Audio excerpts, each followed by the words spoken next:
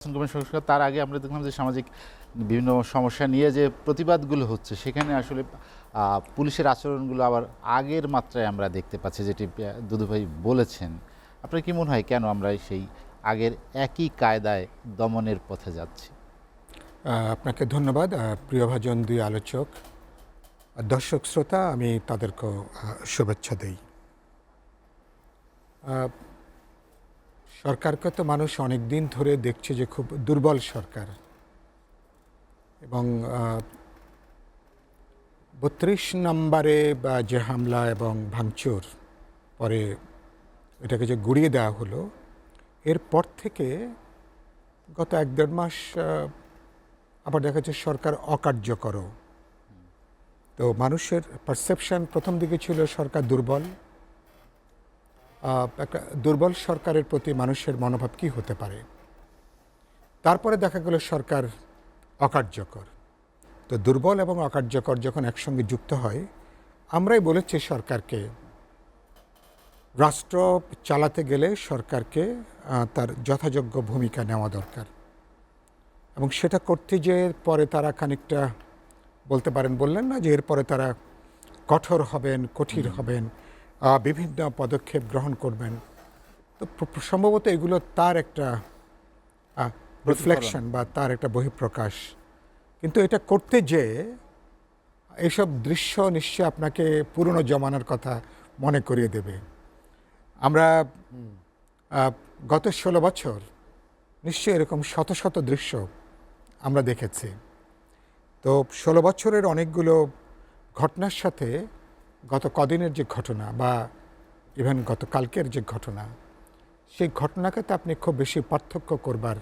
কক্সবাজার সমুদ্র সৈকতের উপর নিজেদের একটি ঠিকানা, ইডেন বে, আ কনসার্ন অফ ভাইয়া হোটেলস। খুব বেশি সুযোগ নেই।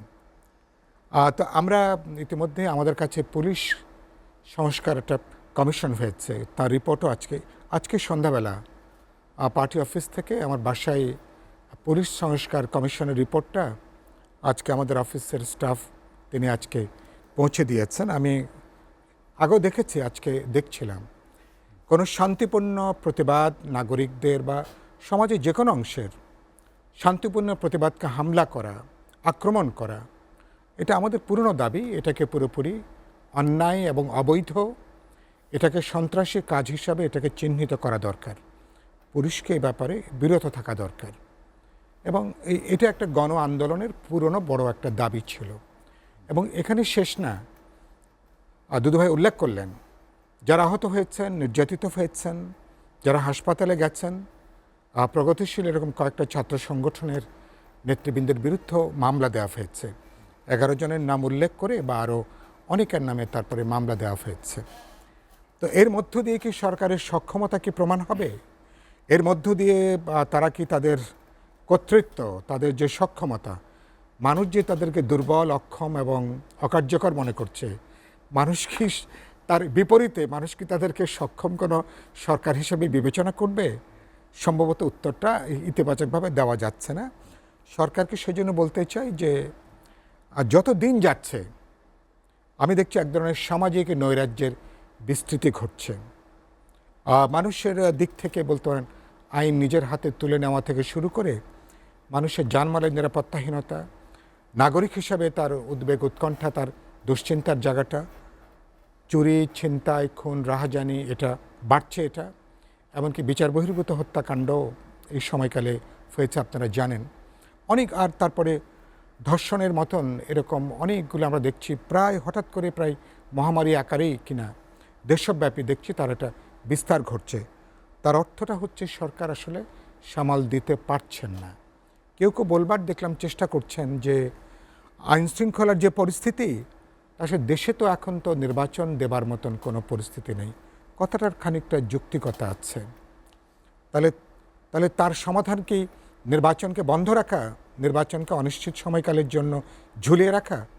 আমার আশঙ্কা যদি এই পরিস্থিতি চলতে থাকে, আগামী দিনে বরঞ্চ পরিস্থিতির আরও অবনতি ঘটার ঝুঁকিটা আছে। এই পরিস্থিতির আরও অবনতি হওয়ার সরকারের কাছে দায়িত্ব। গুরুত্বপূর্ণ হচ্ছে সরকারের সাথে রাজনৈতিক দলগুলোর যে অর্গানিক এনগেজমেন্ট থাকার কথা, যোগাযোগ থাকবে, বোঝাপড়া থাকবে, কথাবার্তা থাকবে, তাকে তো আমরা সমর্থন দিয়েছি, তারা তো আমাদের সমর্থিত সরকার। কিন্তু কিন্তু লক্ষ্য করবেন সরকার যেন সচেতনভাবে রাজনৈতিক দল দুই একটা ছাত্র তরুণরা বা দুই একটা অংশীজন ছাড়া বাকিদের সাথে তারা যেন এক ধরনের সচেতন দূরত্ব তারা এখানে বজায় রেখে তারা চলছেন।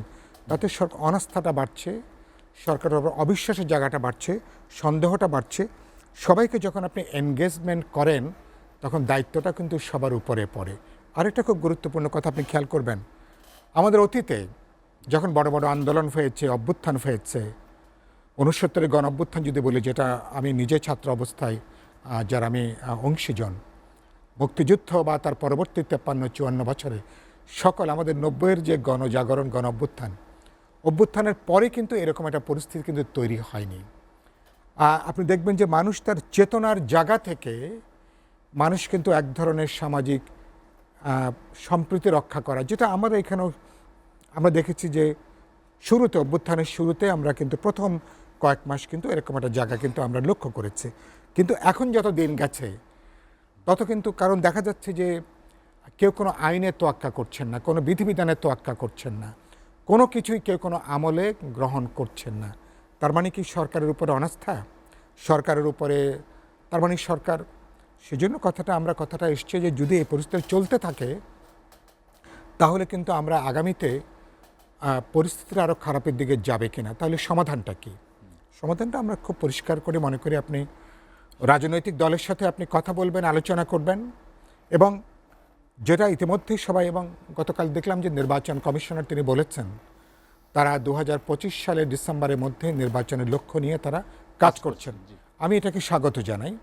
তার মানে হলো তারাও রাজনৈতিক দল জনগণের আকাঙ্ক্ষার জায়গাটা তারাও একটু আমলের মধ্যে তারা নিয়েছেন। তাদের যাবতীয় প্রস্তুতি প্রায় সম্পন্ন। এপ্রিলের মধ্যে তাদের ভোটার তালিকা তারা এখানে প্রকাশ করবেন। বাকি যে কাজ আছে ১-২ মাসের কাজ আছে।